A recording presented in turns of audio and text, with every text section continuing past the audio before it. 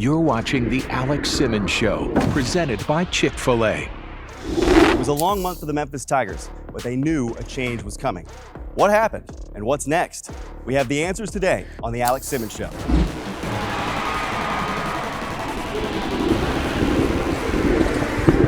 The game is on. The Alex Simmons Show is presented by Chick-Fil-A. We didn't invent the chicken, just the chicken sandwich. And by Simmons Bank, the official sponsor of women's athletics.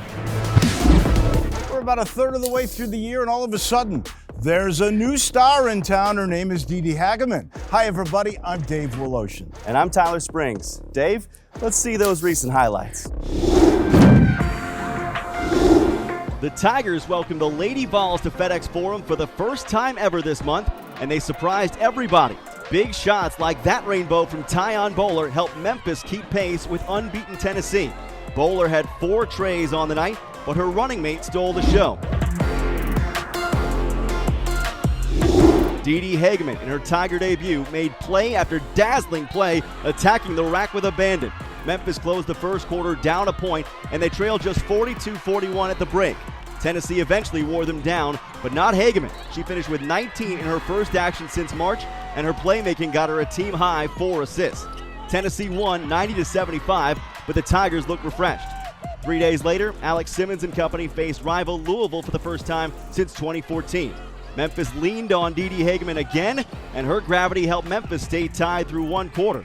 Then it was Bowler's turn to light the Cardinals up. She had a team-high 14 points in the opening 20 minutes on 6 for 8 shooting. Still, the Tigers went down 15 at the break as Louisville shot 64% to counter the sizzling Bowler. The defense improved in the second half as the blue and gray forced 11 Louisville fumbles. Hageman's passing helped her finish with 8 assists as well. Senior forward Elijah Smith would sink a pair of long balls in her 15-point night.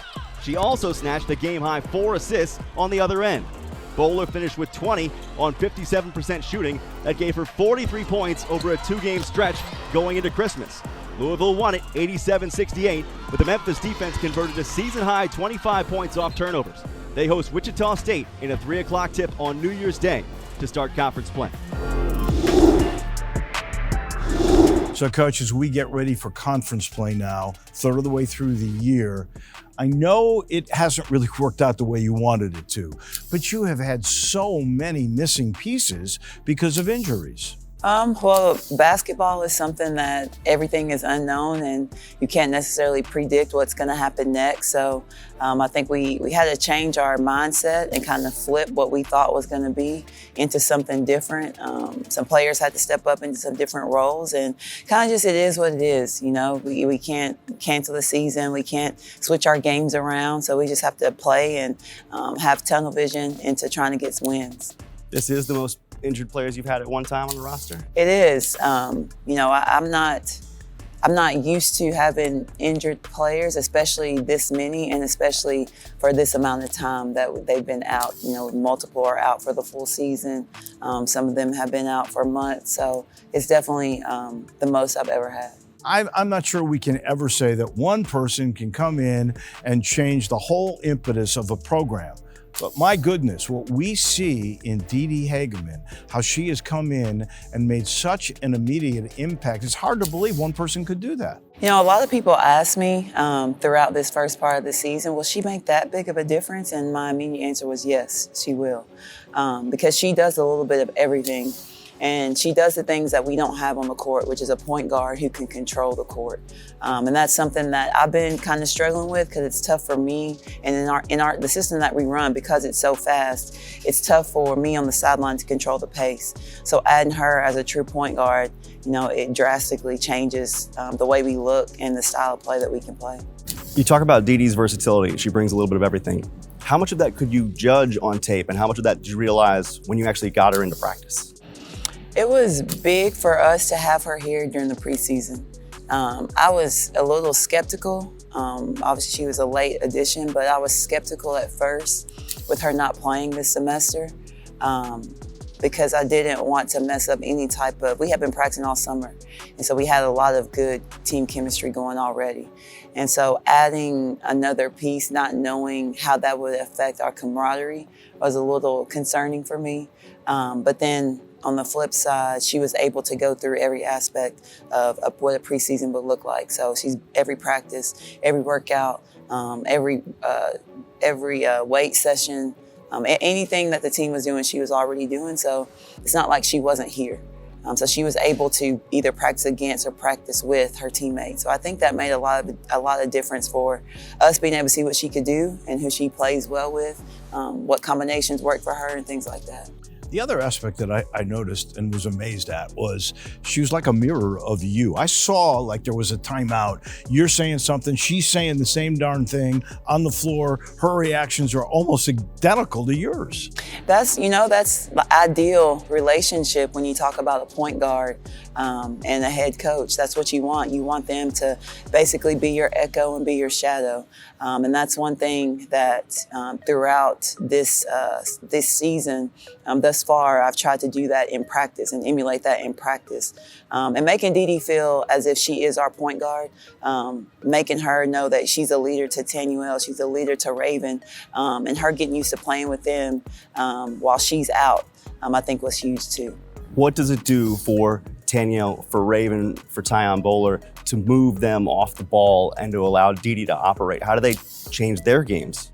Well, it allows them to be in their natural positions and where they're comfortable. And as we all know, when we're comfortable, we're a little bit more confident. And then it also allows us to change things up a bit, where we can move, not just 1 or 2 guards around, we can move 3 and 4 guards around and put them in different spots.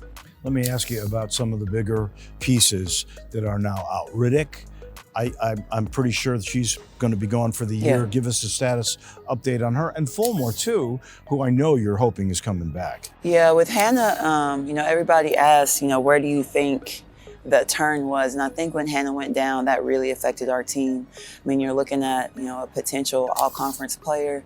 I think she was leading us in points and rebounds up to that point. But right now her rehab is going well.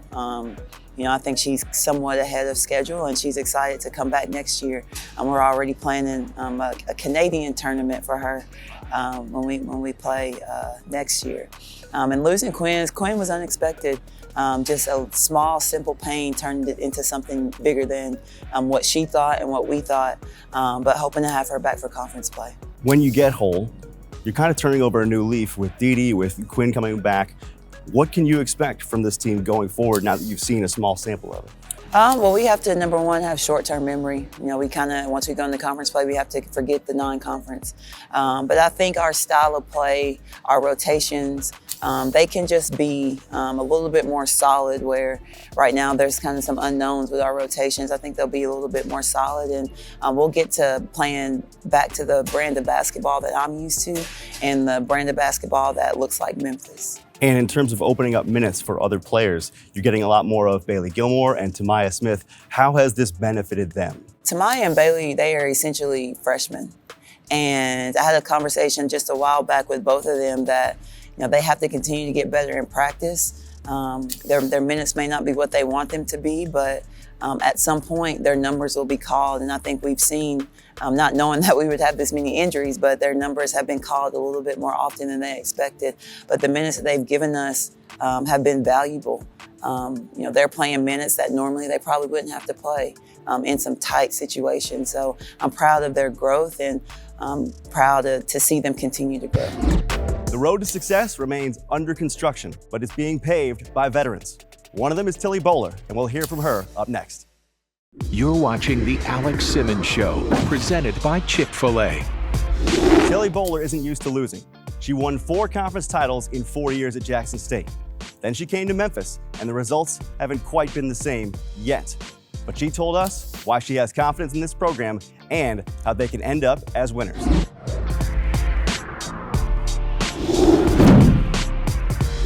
Growing up for you, was it always basketball? I mean, you're so tall. I don't know if you were tall as a kid, but you could have done lots of different sports. What were your interests as a kid? I played soccer when I was 6, and I played volleyball throughout high school, and I did track when middle school and high school. So I was doing basketball. I stopped playing soccer when I was younger, when I realized this is not what I want to do. But I was playing, I was doing track, volleyball, and basketball throughout my whole high school, like those 3 sports I was doing like consistently. Until I had to choose, I was like, I'm just gonna stick with basketball, just gonna stick with that and get me through school. But it was a tough decision though, because I really like volleyball. Did people tell you, hey, you've got a future in all these sports, or was it always basketball? It was mainly basketball and track. Do you miss track at all? No. No, okay. But it was fun in high school. Like I wasn't really a sprinter or a runner, I was a jumper. I did like high jump, triple jump. You come from a Jackson State program that won a lot. You get the chance to choose another program. Why do you choose Memphis? I chose Memphis because, for one, it's still at home for me. It's 3 hours down the road.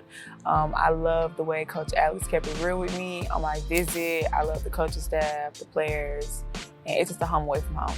So you now coming here and being with Alex, now for a couple of months, what's it like trying to build the trust with a coach that's never coached you before, but you're a veteran player and you know what hard coaching looks like? Yeah, it was tough at first, because I was up under coach for 4 years. So coming into a new program, it was new. It was all just new. And knowing that she wants the best for me and nothing but the best for me and the program, so I just knew to get on board. Is what you know of her now different from the first impression that you got from her? How so? She was sweet, very sweet at the visit, but now it's like she's still sweet, but when it's game time, it's like a switch is flipped. Defensively, it was one of the areas of your game where Alex has said you and she have worked a lot. Where do you feel like you have grown the most? I've grown in this overall defense here, because the defense I ran in my last school was totally different from this type of style and the quickness of it. So I was a little delayed at first. I was kind of I wasn't on my toes as much, but she kept preaching and preaching about the defense and how offense is gonna come. She's worried about defense and making me a better player. So it took a minute, but I think I finally got it done. This team, in the midst of a tough losing streak in December, obviously played a pretty competitive game against Tennessee. I don't know what your expectations were going into that game, but do you feel like something changed that week going into that game against the Lady Vols, and you guys put that something on display? Our practices were more intense. It was no downtime. It was just time. We needed that win. How does bringing in a piece like Didi Hageman help you, and how much did it help to have her there from the beginning so that you guys could work behind the scenes and figure out what works for us? She's a great player. She's a veteran, so she's a leader. And her coming from a P5, she has what it takes to lead us to something that this conference this program has never been before. So behind closed doors, she pushes us, we push her. So that's why you saw what y'all saw against Tennessee. We've been preparing that. We've been waiting to bring that out. Was it hard at all in terms of having to shift from the roles that you guys had, mid-November to mid-December, and then going to something different where Didi's kind of running the show? It was a little change happening because we had players running point guard and they're used to just being a shooting guard. So it was very hard, but now I feel like the flow of our team is going to be better for Didi. Looking ahead to conference play, what are the areas where you feel like your team can improve the most and try to find success? It's just staying together throughout the whole game, from start to finish, not letting their runs affect us or not letting their oohs and ahs get us down. Just continue to stay true to us and we'll just come out on top. What are your goals for the rest of the season? Just to be consistent throughout my career, lead my team, help my team, be whatever my team needs. What do you think is after basketball for you, or at least after basketball at Memphis? I would love to go pro. I would. I would love to continue, to keep bouncing that ball. So, we'll see.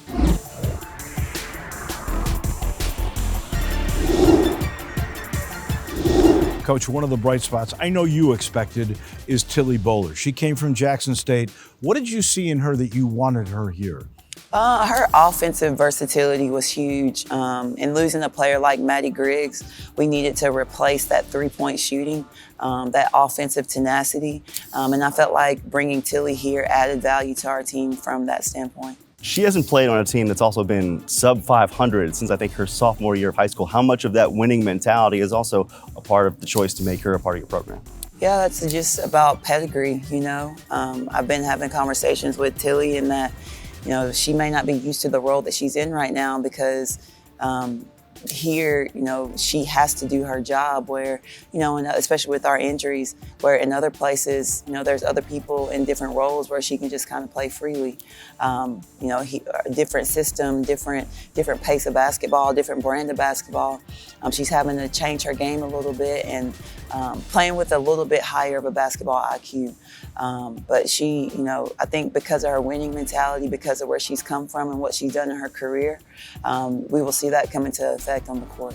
Along those lines, she had experience, obviously, but she is going up a level of skill. Did you have to instill confidence in her, or did she just, because it seems like she's got it? Yeah, I don't think confidence, because she's a pretty confident player, but focusing more on the details and the small things was something that she struggled with early. Being receptive to new concepts.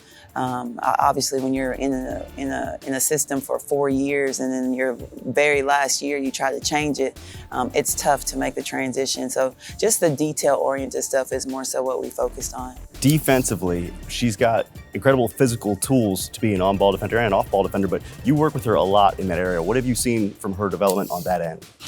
Tilly's a super athletic player. She's long, she's a big guard, and I feel like especially in conference, she should be a player who's in every defensive category from an individual stat, steals, forcing turnovers, things like that. So I think the more and more we can emphasize that and get her into that role, she'll be successful and hopefully being in some of those categories. And then just meshing of personalities, how does all that fit together with her? This is a very funny team. We have a plethora of personalities, but I always think Tilly can sometimes bring the humor and the positivity, and honestly maybe a little bit of calmness, but at the same time accountability. Great to see the mutual respect between a hungry coach and a veteran player. The Tigers have a full plate waiting for them in conference play. We'll tell you what's on the menu up next. You're watching The Alex Simmons Show, presented by Chick-Fil-A. Let's take a look at the AutoZone road ahead. It's here, Wichita, North Texas, AAC play. South Florida was picked to win the league. What are your expectations? I think our team looks a lot different from last year, so when it comes to our opponents, probably don't know really what to expect outside of watching us play in non-conference.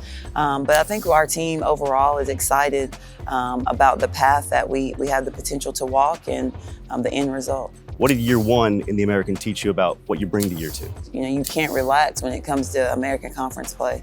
As many overtime games, 1-point, 2-point games that we had, and then looking at some of the other games throughout the conference, there's never a night that you can take off. Details, because you see so much tape now and you'll play so many teams twice. How much different is that for prep? Sometimes you can get if you beat somebody once, you relax because you've already beat them. So just making sure we're focusing on the next game and not the last result. That was tonight's AutoZone Road Ahead. AutoZone, America's #1 battery destination and official sponsor of Tiger Athletics. Get in the zone, AutoZone.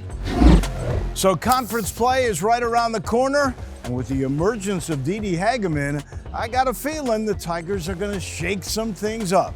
Back with a wrap in just a minute. You're watching The Alex Simmons Show, presented by Chick-Fil-A. Thanks so much for watching, and for all of us on The Alex Simmons Show, we wish you a happy and healthy new year. We'll see you next month.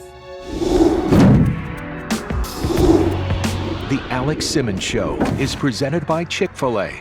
We didn't invent the chicken, just the chicken sandwich. And by Simmons Bank, the official sponsor of women's athletics.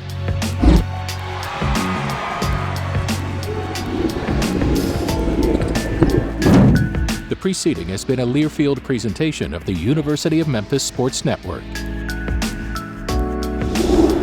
This copyrighted telecast is an exclusive presentation of Learfield under the broadcasting rights granted by the University of Memphis. Reuse of this presentation is prohibited without the expressed written consent of the University of Memphis and Learfield.